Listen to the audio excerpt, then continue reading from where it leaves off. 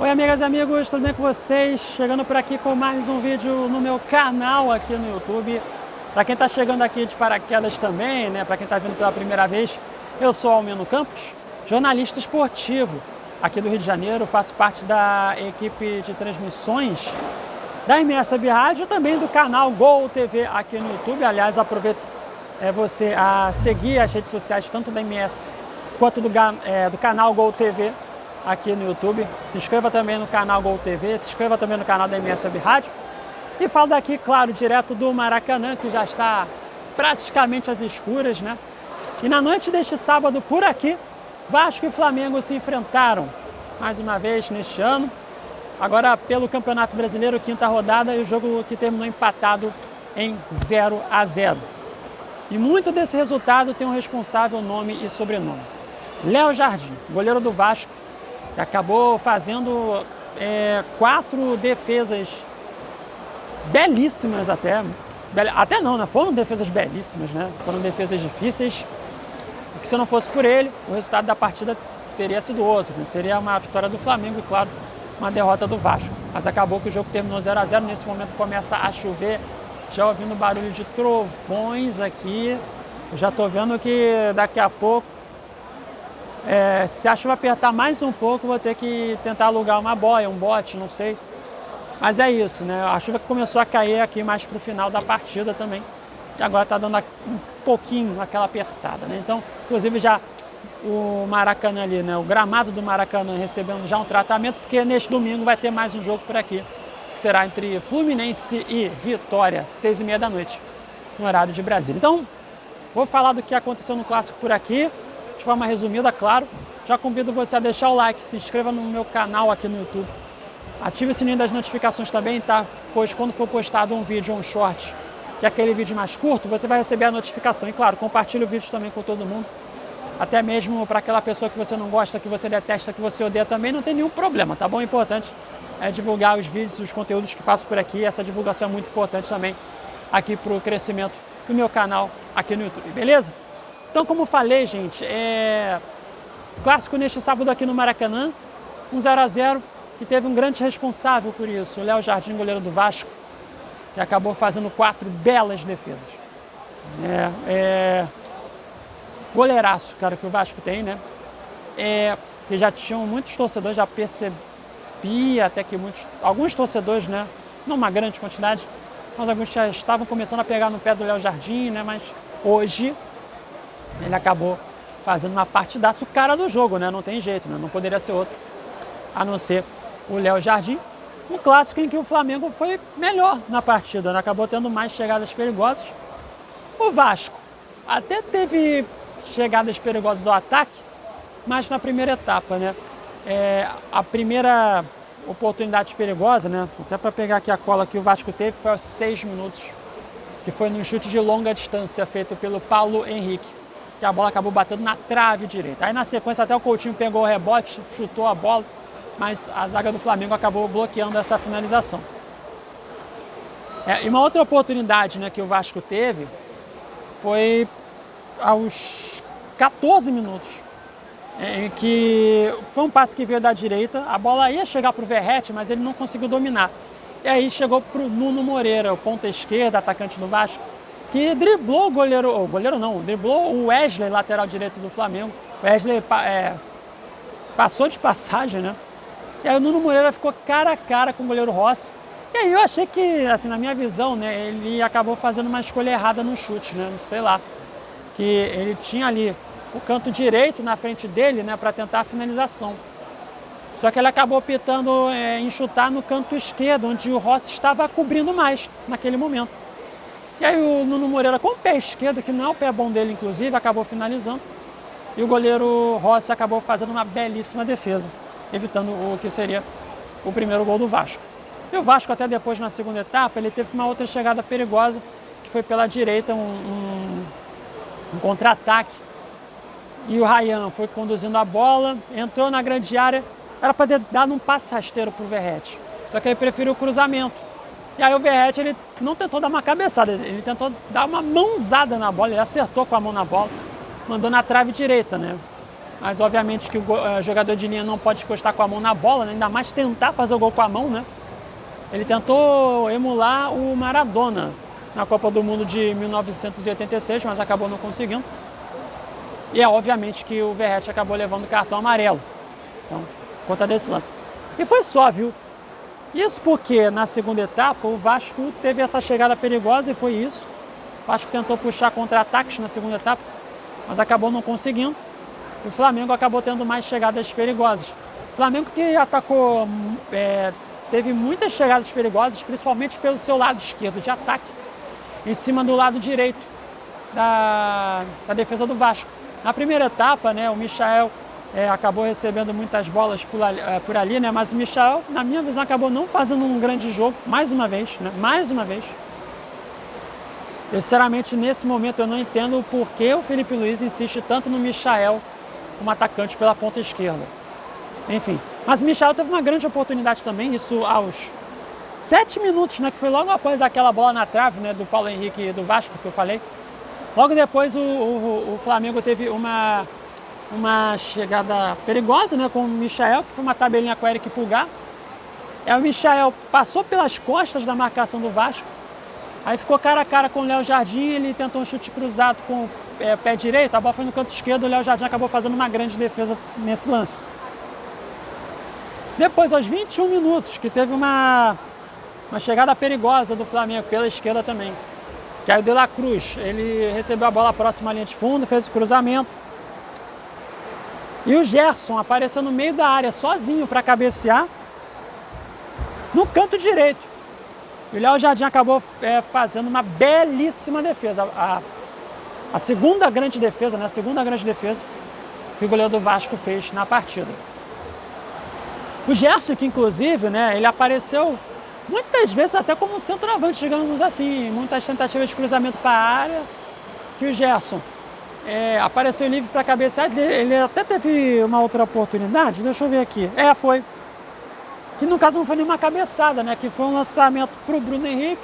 O Bruno Henrique deu um toque de primeira, a bola foi para trás e o Gerson tentou a finalização, mas a bola foi por cima do gol. Então o Gerson, ele acabou pisando muito na área, até como centroavante acabou perdendo boas oportunidades para a equipe rubro-negra. Enfim, até os 37, né, o Vasco também teve uma outra chegada perigosa, foi um cruzamento pela esquerda. Aquela jogada já bem manjada, né, a jogada pela esquerda, o Piton cruzou e o Verratti todo sem jeito cabeceou, só que foi uma cabeçada fraca, né. Uma cabeçada, um movimento até que foi parecido com o gol que ele fez contra o Puerto Cabete pela Copa Sul-Americana, mas acabou que desta vez, hoje aqui, ele não conseguiu cabecear tão forte assim. O goleiro Rossi defendeu com muita tranquilidade. E aí, aos 45 minutos, né, Flamengo novamente pela esquerda. O Michel fez o cruzamento para o Gerson acabou não conseguindo alcançar a bola. E aí a bola acabou passando à esquerda do gol defendido pelo Léo Jardim. Então o Flamengo teve muitas jogadas pela ponta esquerda de ataque. O Vasco também, né, as chances mais perigosas que teve foram também pela esquerda, né, principalmente com o Nuno Moreira. Aliás, cara, que jogador que o Vasco contratou, o Nuno Moreira, hein, cara. Baita jogador, baita aquisição que a equipe Cruz Maltina teve, né.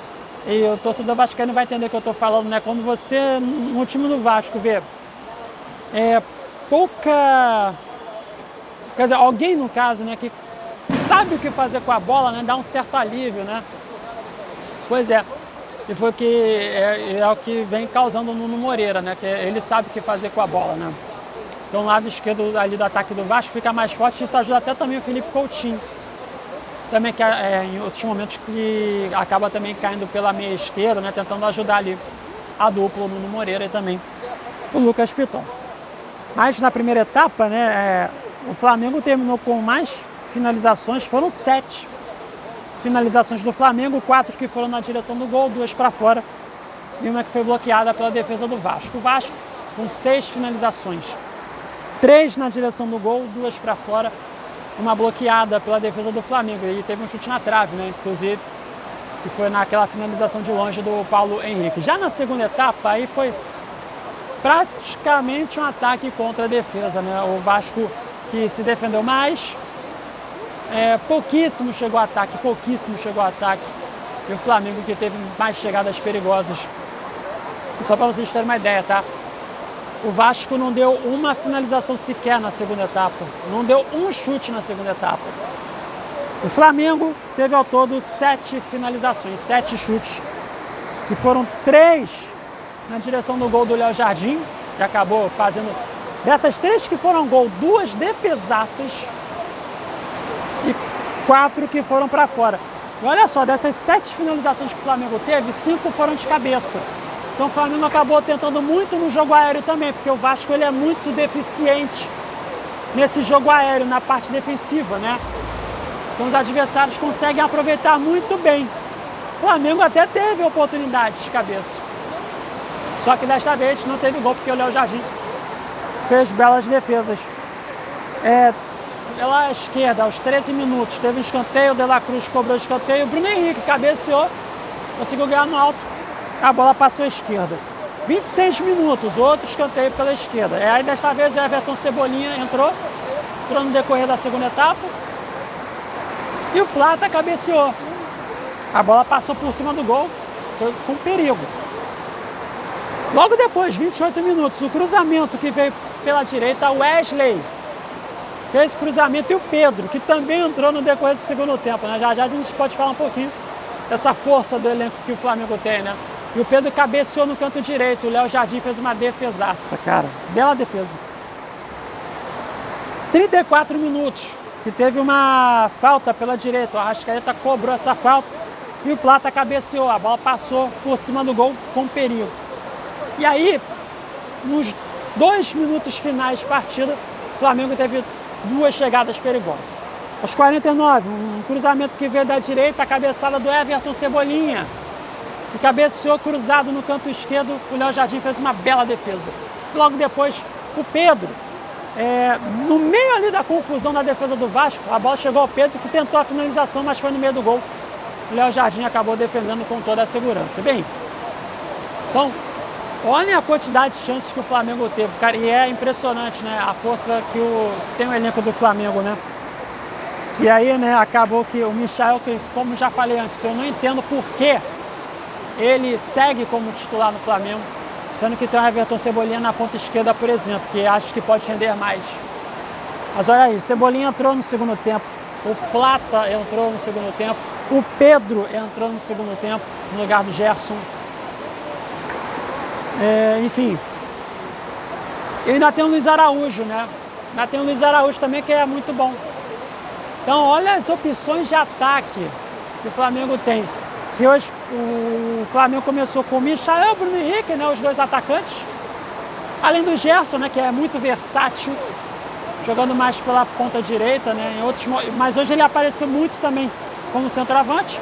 E aí no banco de reservas hoje, o Flamengo tinha o Luiz Araújo, Everton Cebolinha, Plata, Pedro, Matheus Gonçalves e o Juninho, que ao meu ver são 2 opções mais abaixo tecnicamente comparado com todos esses jogadores que eu falei. Então, cara, é aquela força do elenco, das opções que o Felipe Luiz tem, claro, da força do elenco que o Flamengo tem, isso todo mundo sabe, né? Enfim.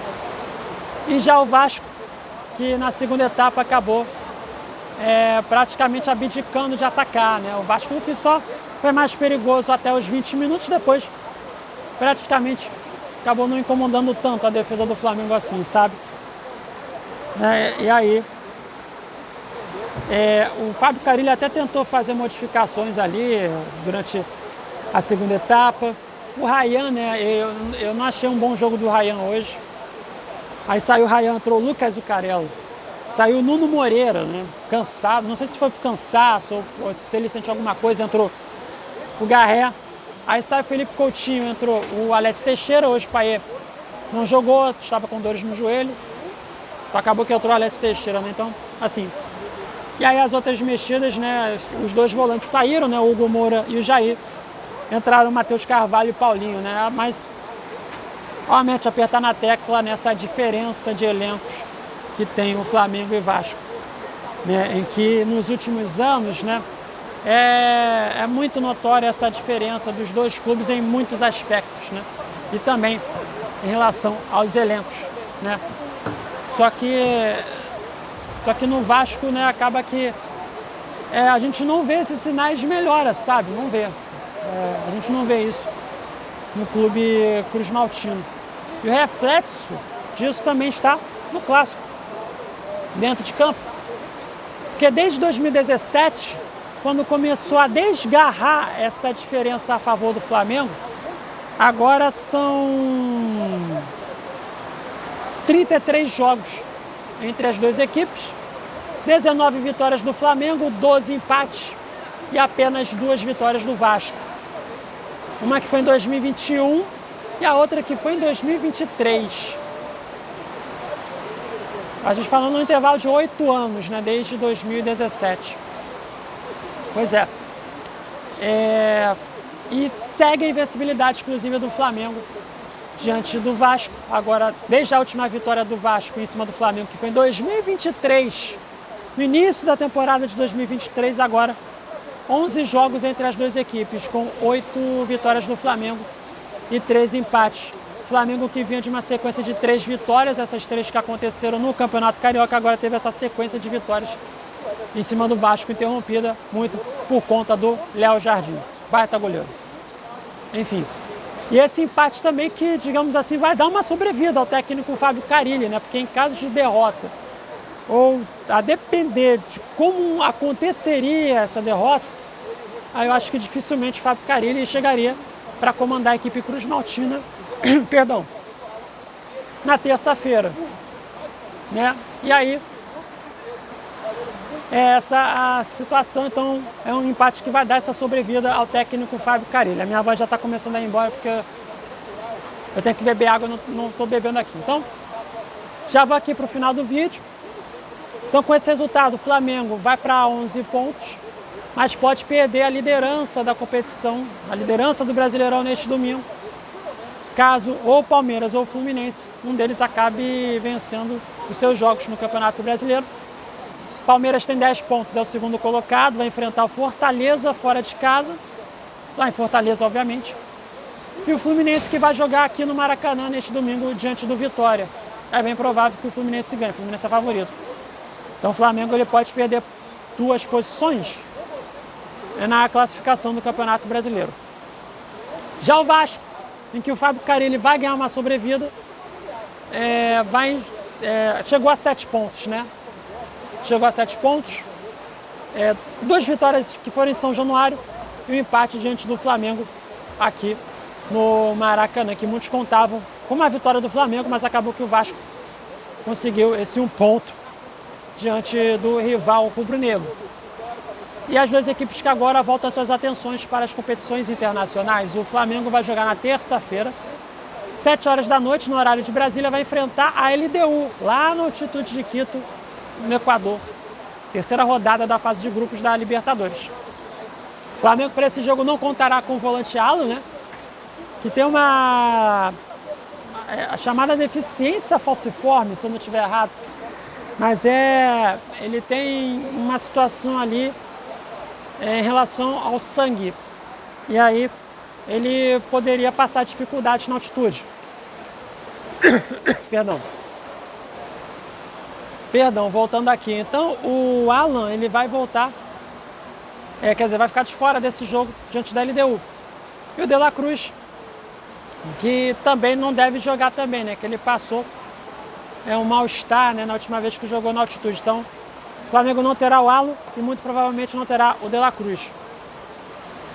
E o Vasco jogará na terça-feira, 9h30 da noite, horário de Brasília, diante do Lanús, em São Januário, pela terceira rodada da fase de grupos da Copa Sul-Americana, jogo que vale a liderança do grupo onde está o Vasco. Bem, então eu termino o vídeo por aqui, né, antes que a minha voz vá embora de vez. Preciso beber água. Então, se você gostou do vídeo, muito obrigado pela sua audiência, deixe seu like, tá bom? Se inscreva no canal, ative o sininho das notificações, compartilhe o vídeo com todo mundo. E em breve voltarei com mais um vídeo por aqui, beleza? Beijos e abraços a todos, até a próxima e tchau, tchau.